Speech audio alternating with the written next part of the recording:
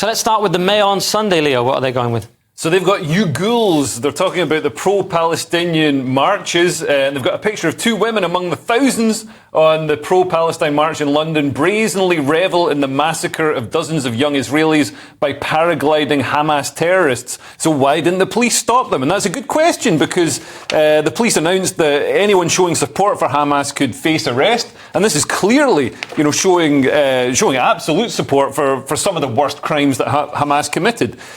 So the paragliders paraglided out of Gaza and into the music festival, where around 260 people were massacred, and they were out having, it was a pro-peace music festival. Somebody compared it to Glastonbury, but no, this was actually a tragic event. And yes, other pro-Palestine protests have been turning ugly as supporters throw bottles and flares at the police in Trafalgar Square, with 7 arrested and thousands more march in Manchester, Newcastle, Bristol and Glasgow. And there is a sign, perhaps, of the public mood turning. I think there's this enormous wave of revulsion at the shocking atrocities committed by Hamas last weekend. But now we've seen, the IDF have been bombing Gaza, and we've seen the death toll, the civilian death toll, babies being carried out of the rubble there. It's been horrific. And there's also signs. I mean, they bombed a convoy that was carrying people, because they told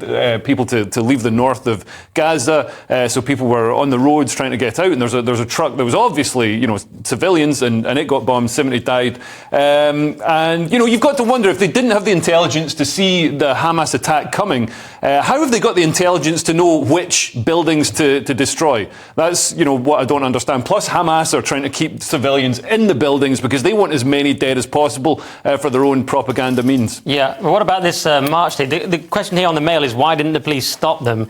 Can they stop this many people? What are they going to do about it?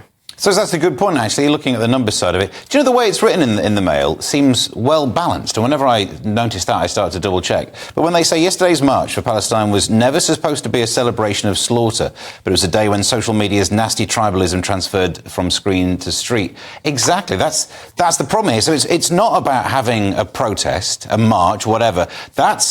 I don't even want to say the word fine, but you know what I mean? You can make an argument as to why you should have the march. But if you are celebrating the acts of terror, that is very different, and I'm sure the police should be stepping in.